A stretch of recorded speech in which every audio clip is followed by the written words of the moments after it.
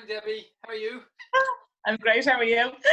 Come here. I'm doing this mad thing for the last 2 weeks just to fill in time in my day and in my DDPK, Debbie Deacon Pink Kitchen. So I've had fabulous celebrities on. And actually, to be perfectly honest with you, the most ordinary people have turned out to be the celebrities, really. And so I was trying.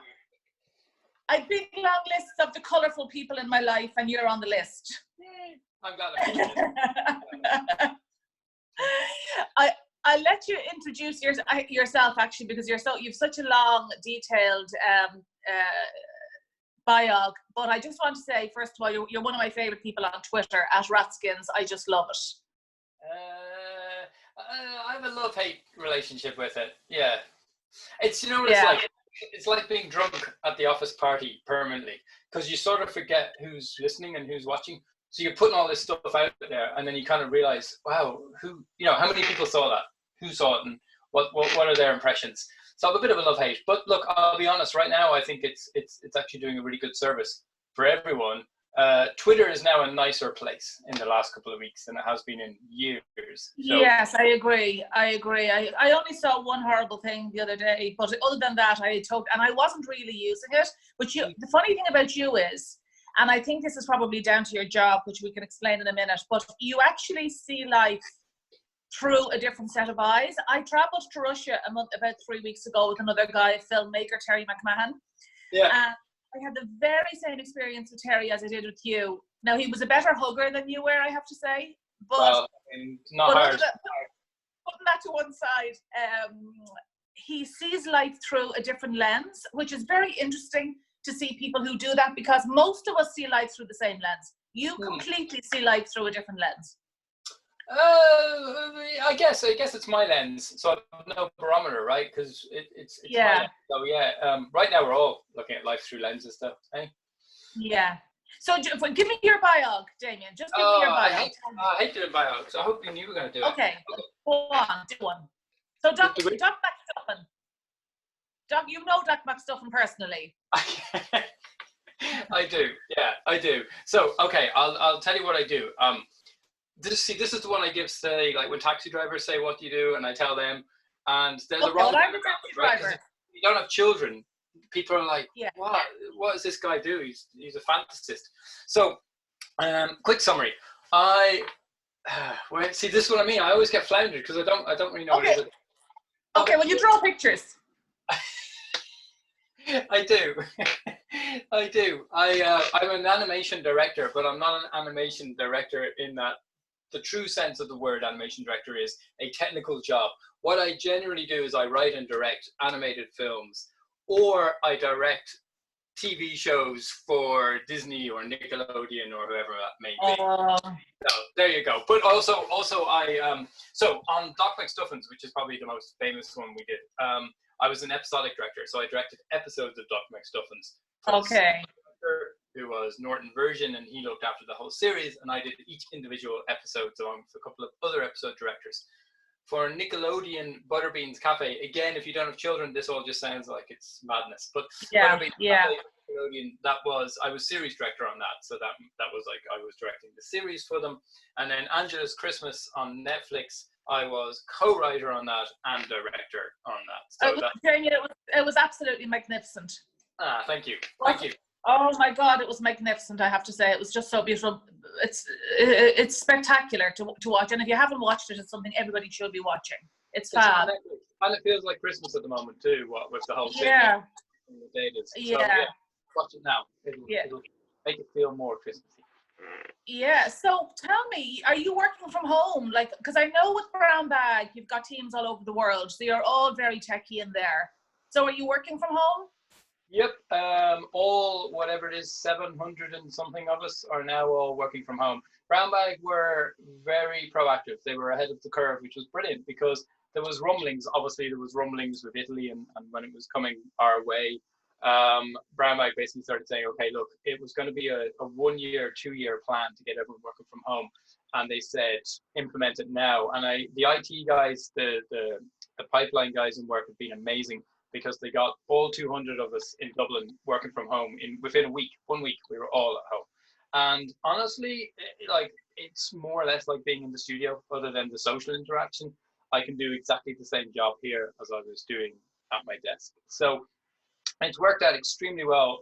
We are obviously really lucky as well, because it hasn't impacted the jobs or the employment end of things. So we're really lucky on that front too, that it's business as normal for the studio. Same in Toronto, they've all moved from home, and then Bali have all moved from home now as well. So all of us are. It probably does it suit you better because you're not very sociable? I realize this is true. I realize I've been in a better mood the last 2 weeks than I have in the last 20 years, and I genuinely think it's because I'm not going outside. I went out for a walk the other day, and it was almost instant irritation. I was instantly annoyed. Just so many different things. I don't even know where to begin. So honestly, one big eye opener for me is I'm a recluse. I'm not leaving again. You know what I mean? I prefer this.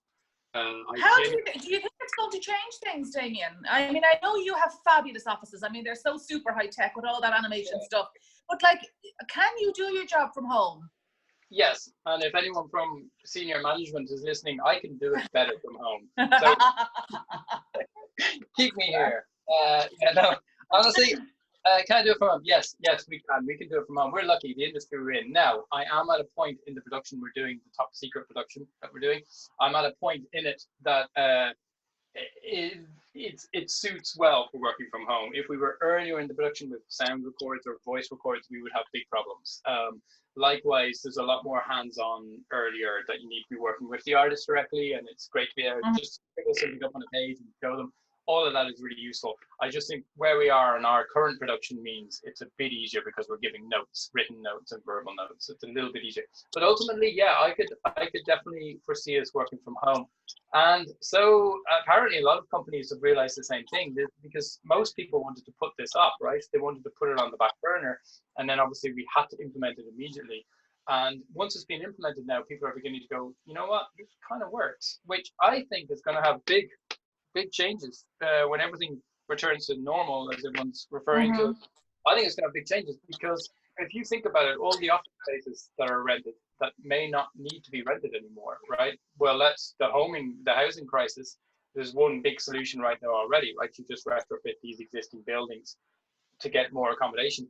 But another big change, and this is a bigger scale sort of change, a longer term change, is cities exist to work, right? Because of like needing to transmute into work, etc. And really, to be honest, I think if work from home takes off, then cities become more or less irrelevant and redundant. Okay, and then you go to the countryside, which is a way better place to be working anyway. And I think that would be a massive change. I know after the Great Plague, cities were decimated, and actually peasants began to just move into the city houses. They just began to just move in, and because no one lives there, so they just move in and sort of start living there themselves. So it'll be that, but on a much less grim scale. on a more yeah. Well, they're all positive changes. I mean, aren't they for us all, really? Well, these great big shakeups, traditionally they do result in positive changes. It's usually more positive. Look, and as I say, I'm very lucky. I'm sitting in the West, and I have a job, and I'm all of these things. But every now and again, the world gets a massive big shake and a big rattle, and you know what I mean. And when the dust settles, they implement changes. So, National Health Service, Spanish flu that resulted in National Health Service across a lot of countries. So there's always benefits and changes for the better. And then, of course, the negative changes are kind of like where the police, the government and the police start putting in new powers, emergency powers that just become the norm. Yeah. That to me is less of a downside. It is a downside, obviously, when it's abused, but it's less of a downside to the negatives, which are more positive.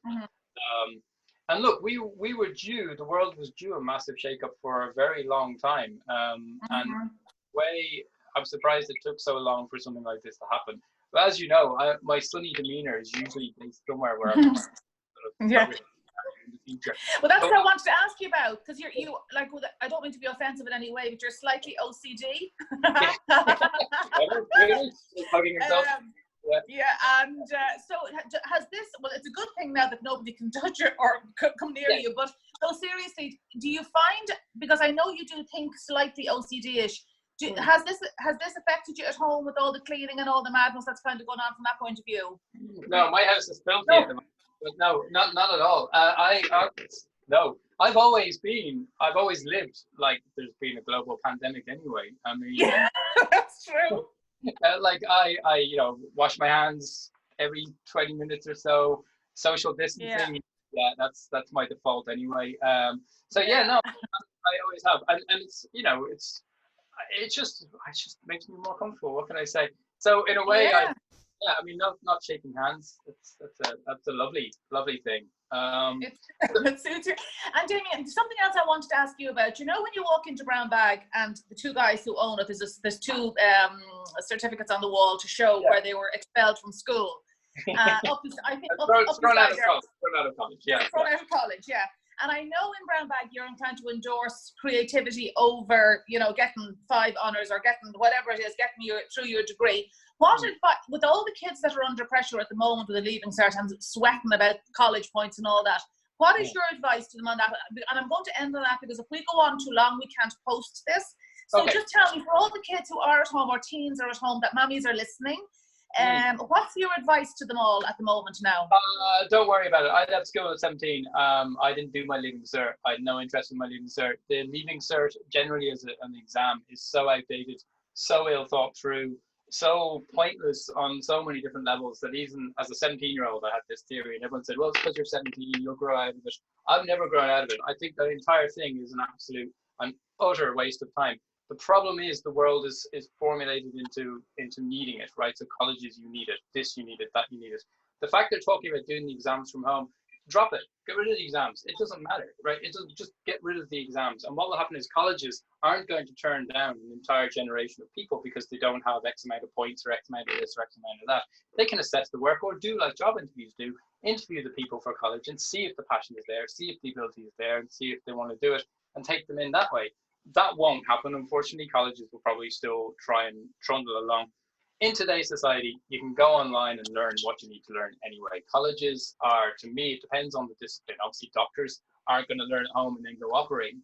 But if you want to be an animator, you want to be in a creative field, you can learn everything you need to learn at home, on your computer, remotely, and then just do the work and get in that way. So honestly, given we're in a global pandemic, the fact that people are worrying, we live in a system that perpetuates worry about an exam is so crazy to me.